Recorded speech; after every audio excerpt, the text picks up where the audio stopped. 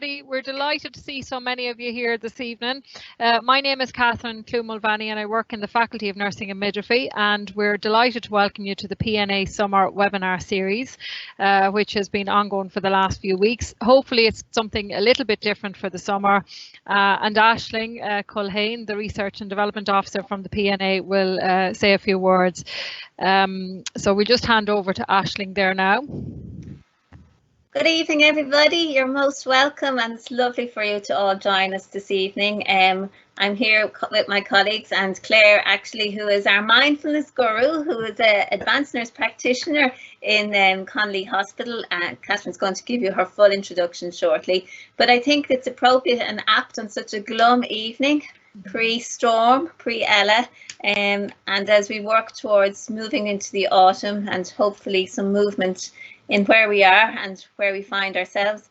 I was reminded of a quote equally that I've been trying to keep in my head for the last few weeks when things are getting a bit strange in my work environment, and that's when I loved myself enough, I learned to stop what I'm doing, if even for a moment, and comfort the part of me that is sacred. And on that note, not traditionally PNA type literature, I know. I'd like to welcome Claire.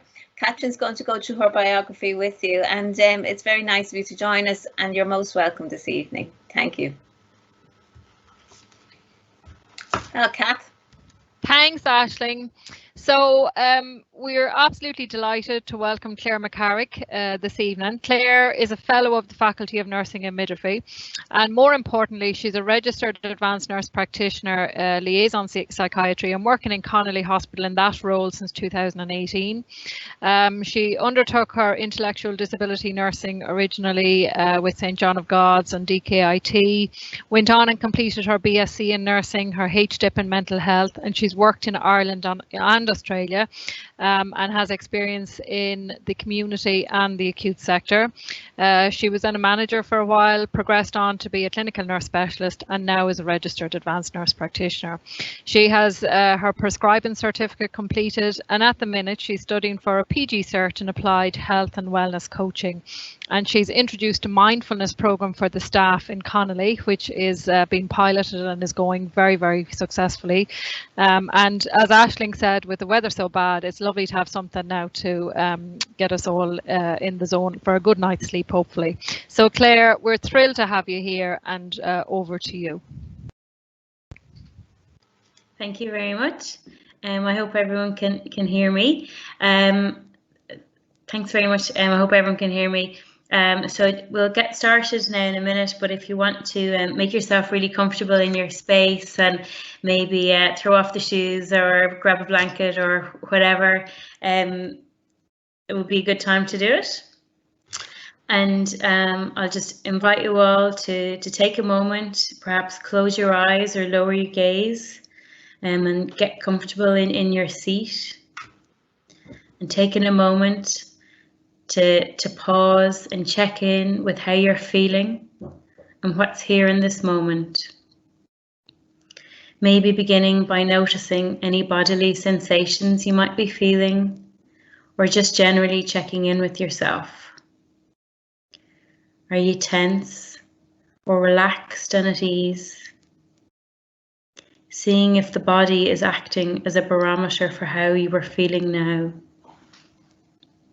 Just touching in with how you're feeling. Is there an emotion present? Seeing if there are any thoughts driving these emotions or these sensations in the body. Maybe it's one thought or lots of different thoughts. And narrowing our focus on the breath, touching in with the body and where you feel the breath most. Is it the nose, the chest, the abdomen? Just resting your attention with each in and out breath. If the mind moves off, just bring it back with no judgment, simply with kindness, and once again broadening your attention to your body as a whole. Once again touching in with any sensations, thoughts or emotions you are feeling right now. Bringing your attention to your posture. Moving forward whilst carrying a sense of presence, a sense of being present, of simply being in this moment. Perhaps setting an intention, exploring your practice of mindfulness today, using the body to support and nourish this practice, this sense of being present. Seeing if we can cultivate our curiosity and openness to new experiences, to being open-hearted, to focusing on being present in this moment.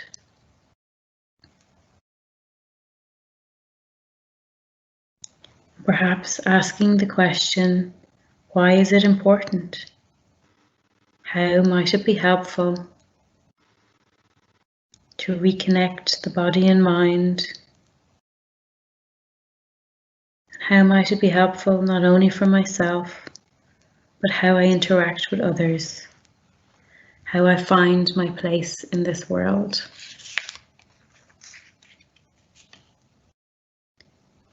Seeing if you can sense your whole body resting, really giving it permission to take its place. Gently touching in with the breath once again. Finding the place in your body that you can feel the rise and fall of each breath.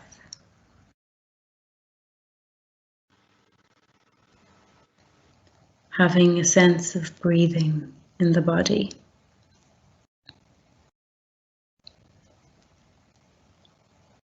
Narrowing the attention, so with the next breath, following it down the body.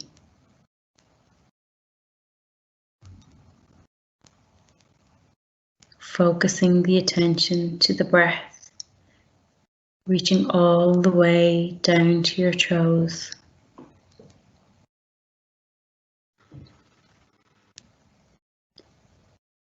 Seeing if you can notice any sensations in your toes, in your feet. Noticing the heat, comfort, perhaps the feeling of your socks and your shoes against your feet. These precious feet that we spend all day on, that carry us every day. Also noticing if there are no sensations present. Simply welcoming any sensations, however subtle they may be.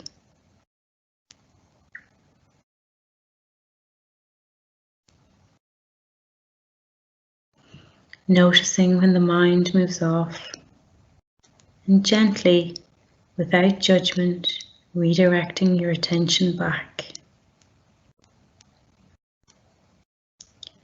Gradually moving your attention to your ankles and calves. Can you feel any sensations here? What sensations are they?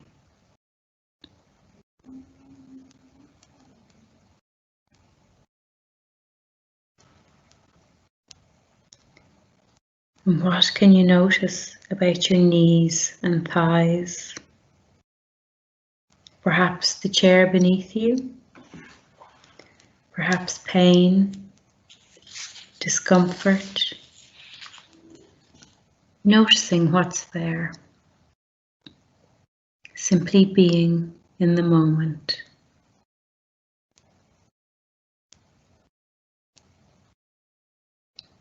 And drawing your attention to your hips and bum, Noticing any tension, any sensations,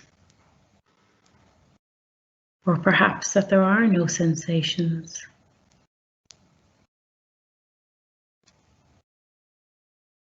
Just taking a moment.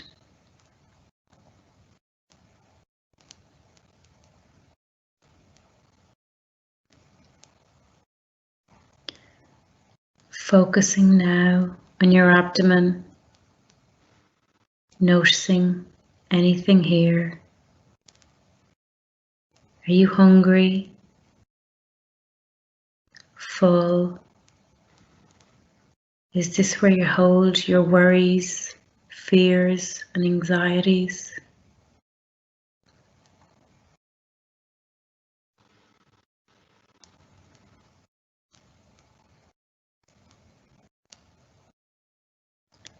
Moving to the lower back. Can you feel its support? Do you support your back as it supports you? How does it feel?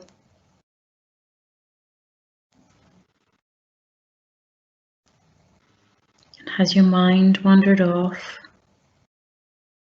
Just gently returning your thoughts to the body. Simply returning to any sensations you may feel.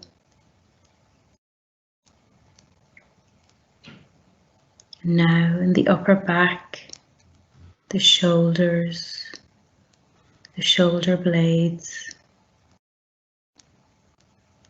Do you feel the weight of the world on your shoulders? Are they tense or relaxed? Are they close to your ears?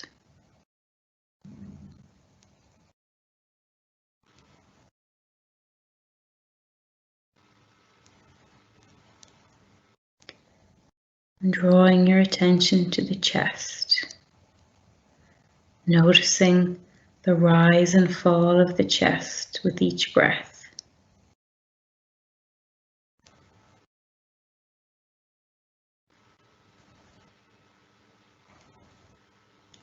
Can you feel your heart?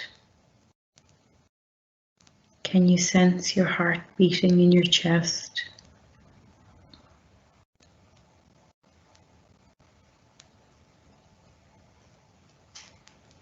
Broadening your attention to the arms. Do you notice anything here? Or in your hands? The hands that help us do so much every day. The arms and hands that hold our loved ones. Do you experience any sensations now?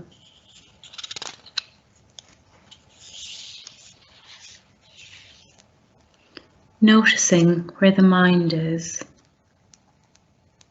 Is it worried? Or thinking of the past? Perhaps it's planning what's to come.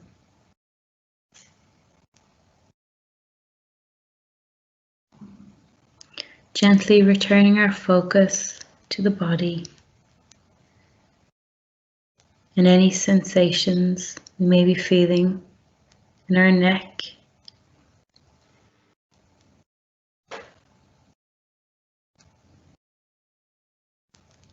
and gradually up to our jaws. Are they open or clenched? Can you relax your jaw?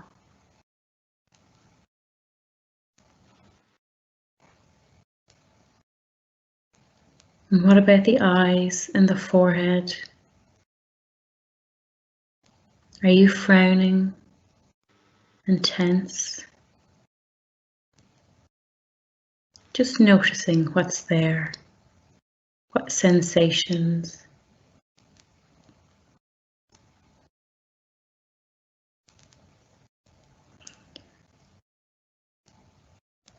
and slowly bringing your attention back to the breath,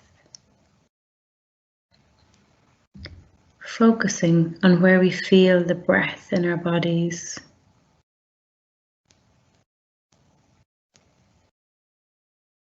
Just checking in with what's there for you now. Resting your attention with each inhalation and exhalation.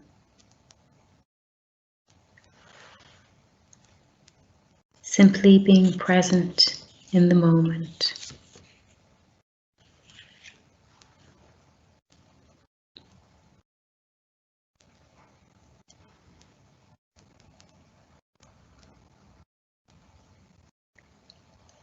And now I would ask you to bring to mind a memory of when someone was kind to you.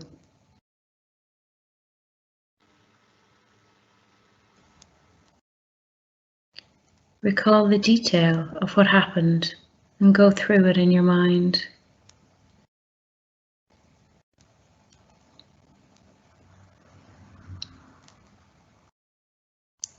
Remember how you felt.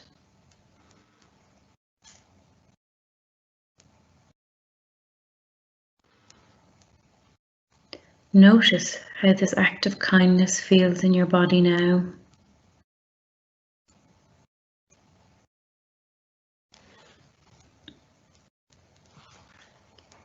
Allow yourself to experience these feelings once again.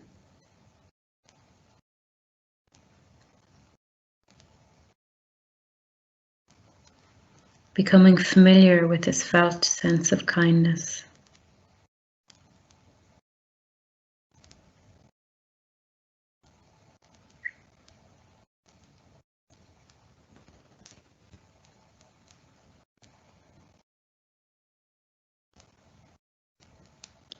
Now, bring to mind a memory of when you were kind to somebody.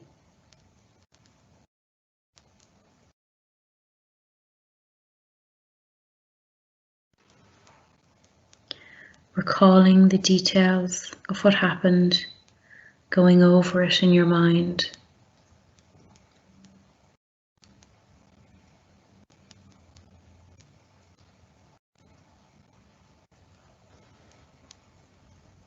Allowing yourself to feel this sense of kindness.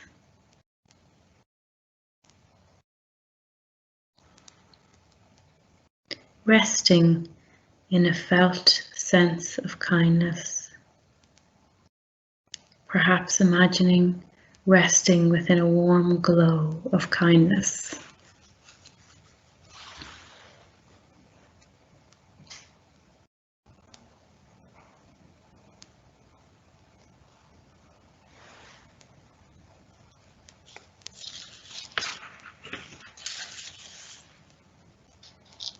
Once again, narrowing your focus back on the breath, touching in with where you feel the breath as it enters and leaves your body.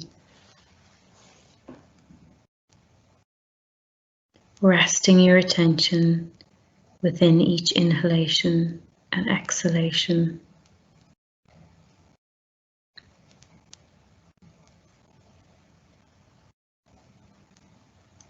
And broadening your attention to the body as a whole, as it's breathing and resting.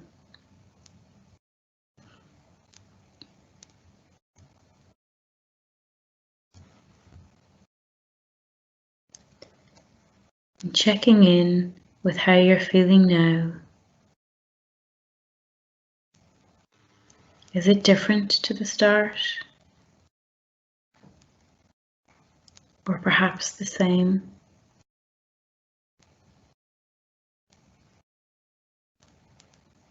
What about the intention you set at the start?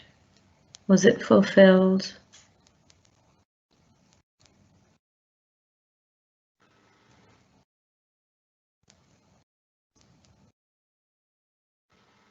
And once again, bringing your attention back to your breath.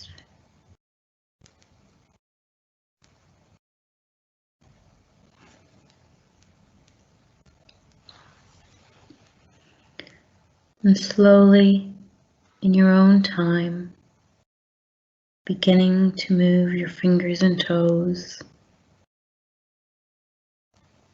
perhaps stretching or shifting in your seat.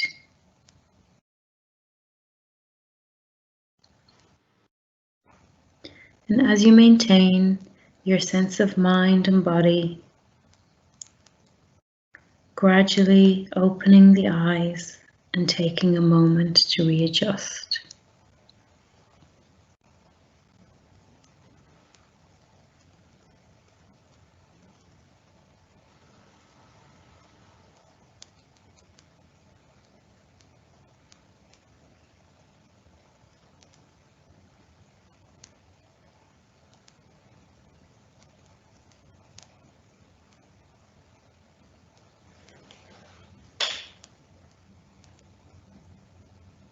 With your full attention back to the start, back into your surroundings.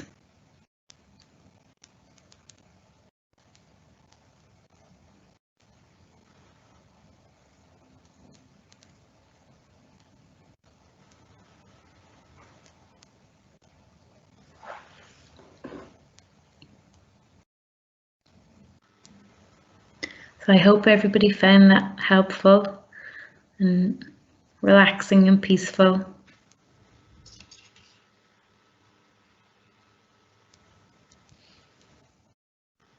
That was lovely, Claire. You have a very soothing voice, actually, to be honest with you. It's really nice. I don't see any questions up, but obviously people were doing the exercise with you. So if anybody has any questions, feel free to pop them up there on the side and we can ask Claire. Claire, can I just ask you, I have a little fella of nearly 8 and I think he has a busy mind when he goes to bed, in that sometimes, you know, he goes to bed at 8:30 or whatever, not so much now since COVID and all that, but before school, you know, and sometimes when you'd be going to bed at 11, he'd still be awake. Is there, does that kind of mindfulness, would that be a good thing for him to do? I think his mind is, sometimes he'd be telling you what he's going to do or what he's read. I think he just is things that be going around for him. Would that be useful? Oh, absolutely. And I know that, like, I'm not a great sleeper myself, so sometimes when you focus on the little things, or like your body and things, that it can be kind of relax you and kind of that repetition. So absolutely. Oh, that sounds good. Yeah, they did it one day actually. It was, you remember the program they had for the kids during COVID, RTE. So Moonshore Cleana actually did not, it was similar, I suppose, in that, you know, feel your toes, close your eyes and feel everything getting heavy and kind of move. And I just thought it was a really, it is very powerful, isn't it? Yeah, absolutely. Do people sleep better then if you're practicing, you know, mindfulness actively? Yeah, I think so. And anecdotally, certainly that's what people would say, particularly the body stuff, as in to focus on a body part and move along, that sort of stuff. People tend to do that at night. Yeah. Lovely. Yeah, it's very gentle, very relaxing. Claire, is there, can you hear me? Yes, I can, yeah. That was absolutely gorgeous. That's perfect. I wish you were here most evenings. But in a similar vein to Catherine, my mind tends to get busy at night time too, when it should be not busy actually. But I've tried a few different techniques. Some work, some don't, depending on what's going on. But do you have any insight knowledge in terms of some of the aromas or aromatherapies? I mean, lavender is what we were always, you know, kind of directed towards. But in recent times, a friend of mine said to me, "Well, Aisling, why don't you smudge the room with something?" And I was like, "Smudge it with what?" And what's smudging, you know? And she said, "Well, anything that's growing near you within 3 kilometers, if you dry it and then, you know, use it, it's a bit like making honey from the flowers around you. It's indigenous to your actual areas." So I just wondered, had you had any tips in that regard, or shall I stick with my lavender for the purposes of sleeping anyway? Well, I wouldn't know, to be perfectly honest. I'd be giving you dodgy advice. But I suppose whatever works for you. Yeah. Nothing else. It's nice smells anyway. You know. True, and I can't imagine things like the smell of flowers being too stimulating. It's not like it's a cup of coffee or whatever. No. Yeah, true. I was out with the honeysuckle trying to do it. I don't even know. Probably like somebody with more intel in this area would know the significance of honeysuckle, but that happened to be growing in the garden, so I gave that a go. And yeah, well, as I said, it's nice, you know, it's relaxing the senses, you know, and that's what it's all about, really, isn't it? Yeah.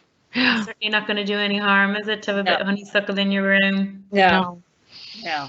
And what would you recommend, Claire, for just, you know, where would we go now? Or is it to buy a CD and get someone like your voice to play it before you go to sleep? Or do you just do it in your own mind?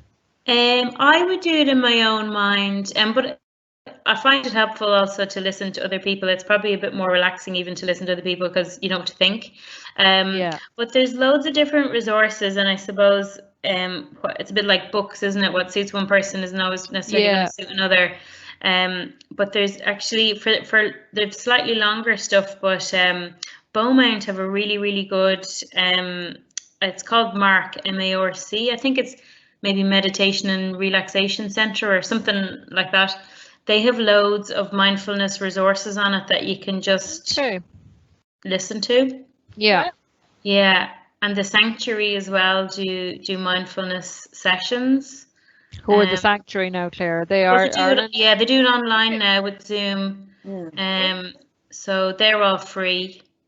Great. I never heard of either of those now. That's great. Thank you. Yeah. And I suppose if you check up like YouTube or whatever, you might find someone that you like, you know, that suits you. Oh, that sounds lovely. And how long would the average, is it as long as what you did there? Like that's very restorative something, but it's not awful lot, you know, it's not like 2 hours gone out of your day, like. Yeah, well, people do mindfulness for like 45 minutes, 50 minutes, and I personally find that a bit long because I just struggle to sit still for that length of time. So for me, kind of 20, 25 minutes is kind of my maximum nearly, but I suppose it's a bit like exercise. You kind of build it up as you go. So you could start off with kind of some 10-minute things, and I know that some people say, like, you know, if you've got 10 minutes, if you're collecting someone and you're sitting in the car or you're waiting for a bus or something, and if you start doing it at those little times and build it up, that people find that helpful. Oh, that's great. So I don't see any questions coming in there. There's a book, it's not quite mindfulness, but I was reading it myself because of the busy mind at times. It's one of our colleagues, actually, Claire, in psychiatry. I actually thought I had it here to show you, but I don't. It's useful in terms of trying to get a practice of meditation, you know. And it's The Doctor Who Sat for a Year. Did you read it? Yeah, he was working out of Tala, I think, or something, was he? Yeah. Kelly. Yeah. And he normally writes historical pieces about mental health and psychiatry, etc. But this particular book was him trying to engage in the practice of which he was recommending to those he was trying to deliver care to, and then set about diarying it for a year. So the doctor was for a year, and like I think he helps you not to be so hard on yourself when you're finding it hard. You know, he goes through various scenarios when he's cycling in, and then he might sit in the office because he's on call for the weekend and he has to do it in the office, and not to beat himself up when you can only manage 5 minutes or 10 minutes or whatever. So it's an interesting read in terms of, we're all human beings, we're not infallible, and even we do our best, and sometimes you might get 40 minutes and sometimes you might get 5, and as you say, at the bus stop. But it's a good read, The Doctor Who Sat for a Year. A colleague was recommending it to me, actually. I must pick it up. That sounds very interesting. Very normal stuff, really. I should be getting a plug from him. I'm looking at his other book here beside me, Hearing Voices. I worked with him years ago, actually, and he's a nice guy apart from all of that. So, it's a good one. It's actually good for dealing with people who are, because as he said, he's giving the prescription, he should be doing it himself. So, true. Social prescribing is becoming bigger as well. So I think things like this are going to just get kind of bigger and bigger and more, aren't they? Yeah. So so that's my contribution, limited and all as it is. No, that sounds a very interesting read now. Claire, that was lovely. Thank you so much. No problem. Thank you. You should make a recording or CD yourself, I think. Yeah, your voice is really relaxing. You could just, it's very meditative, isn't it? It's very calm and clear. Listen to you. Thank you. I was getting stressed there. I think my jaws were very tight and my my forehead was. Does that give us wrinkles, Claire? No, seriously, when you were like going, how does your forehead feel? I'm like going, oh my God, I think it's all tense. Yeah, my jaws. And I thought I was relaxed until we got up there. We'll have big grey lines running across our. I think I have a deep one that runs there. It's probably that now, actually. So mindfulness instead of Botox. Yeah. It's probably much cheaper and healthier too, Claire.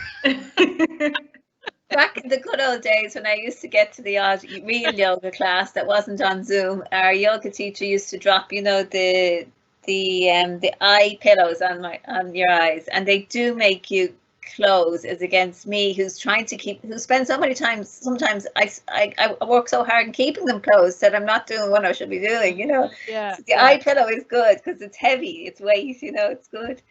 But those were the days when you used to actually get to a yoga class. Now you just have to do it on screen yourself. So it's quite different, Aisling, is it? Well, my technique definitely is. No, yeah, I know. We did yoga last week, Claire, with Neil from the gym, and RCSI did it, but oh my God, it was hard like that now. It was for the, what do we say, the less advanced people, but Jesus, it was hard to keep up. I then realised I'm much, you know, in your mind, I thought I was so much fitter. So then I was like, no, not quite as fit as I thought.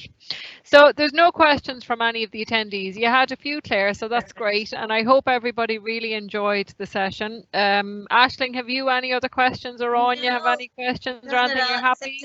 Thank you, Kath, Claire and Anya. Anya's the boss of us in the background, keeping us online. So thanks a million, Anya. You're always hiding there. Thank you so much, Claire. And Claire, lovely. For all of you listening, we'll be doing a mindfulness session with us, Aisling, at our COVID-19. We have a seminar coming up. So we're looking at kind of lessons learned in the management of COVID-19 from a clinical and a policy perspective. So we've the chief nurse from the south, who's Rachel Kenna. We've Charlotte McCarrick from the north, who's the chief nurse up there, and there's the chief nurse from Australia coming. So it'll be a live webinar, as in, yes, it will be a webinar on the 22nd of September. So we're going to start advertising that obviously this week. So for any of you there that enjoyed this session, that may be of interest. And Claire will be doing a mindfulness exercise there on that as well, which is great for all of us, because again, especially for busy clinicians, hopefully, like you say, 10 or 15 minutes out of their day helps to keep them, what do we say, balanced too in their own lives. So Claire, thank you so much. We really enjoyed that, and we look forward to seeing you on the 22nd of September. Excellent. Thank you very much. Thank you so much, and thanks a million, Anya. No problem. Thank you all. Take care. Thank you.